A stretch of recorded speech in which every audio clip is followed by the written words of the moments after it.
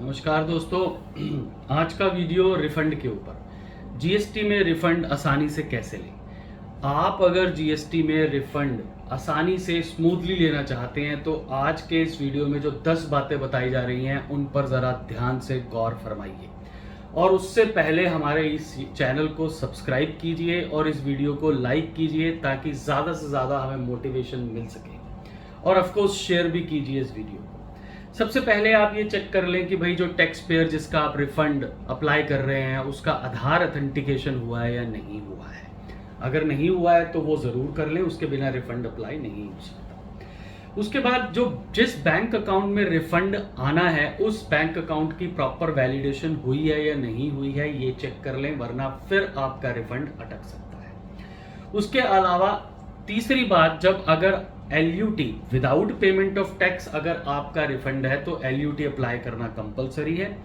लेकिन सर्कुलर 125 कहता है कि अगर नहीं भी हुई है तो भाई साहब रिफंड आपका रिजेक्ट नहीं हो सकता सर्कुलर 125 के माध्यम से। चौथी बात, जितना GSTR 3B में आपका ITC आया है उससे ज्यादा उस पर्टिकुलर पीरियड के लिए, रेलेवेंट पीरियड के लिए आपको रिफंड नहीं मिल सकता। पांचवी बात, अगर एक्सपोर्ट ऑफ गुड्स आपका हुआ है, गुड्स हुआ है, तो FIRC और BIRC जो रिसीट ऑफ पेमेंट के लिए मांगी जाती है, सर्कुलर 125 ने कहा है कि वो मांगने की आवश्यकता नहीं है, क्योंकि export of goods without export of goods के लिए ऐसी कोई कंडीशन ही नहीं है कि आपका पैसा भी आया हुआ होना चाहिए, फॉरेन एक्सचेंज आया हुआ होना चाहिए।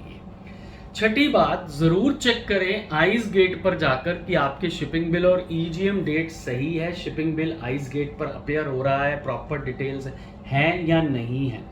सातवीं बात, जो भी डॉक्यूमेंट्स और डिक्लेरेशंस आपने अटैच करनी है अपने रिफंड एप्लीकेशन के अनुसार, उसके लिए सर्कुलर 125 में एक सेपरेट अटैचमेंट प्रॉपर लगी हुई है कि आपको किस टाइप ऑफ रिफंड के लिए क्या क्या डॉक्यूमेंट्स और क्या क्या डिक्लेरेशंस लगानी है, उसके हिसाब से जरूर लगाइए, नहीं तो रिफंड रिजेक्ट हो सकता है।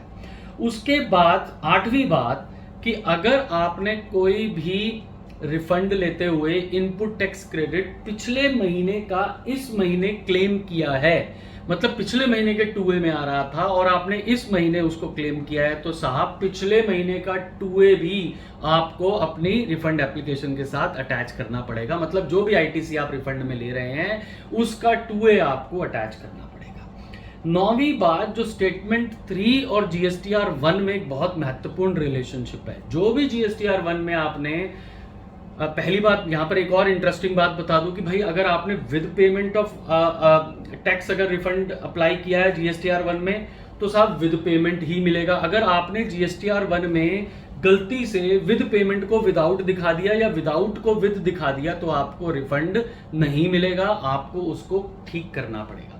अब अगर GSTR 1 में आपने जो भी इनवॉइसेस की डिटेल दी है अपने आउटवर्ड सप्लाई एक्सपोर्ट इनवॉइसेस की, वही सेम डिटेल आपको स्टेटमेंट 3 में भी देनी पड़ेगी। अगर कोई गैप होगा तो साहब आपको रिफंड नहीं मिलेगा। 10वीं बात भाई साहब, बहुत इंपॉर्टेंट बात, कि आप जो RFD 06 sanction of refund order निकलवाते हैं, साथ ही साथ पेमेंट ऑर्डर भी निकलवाइए RFD 05 में, क्योंकि जब तक पेमेंट ऑर्डर नहीं होगा तब तक आपका रिफंड बैंकर के पास प्रोसेस के लिए, पेमेंट ट्रांसफर के लिए नहीं जाएगा। तो आप अपने प्रॉपर ऑफिसर से RFD 06 तो निकलवाइए ही, refund of course sanction order, साथ ही साथ RFD 05 जो पेमेंट ऑर्डर है वो भी निकलवाइए।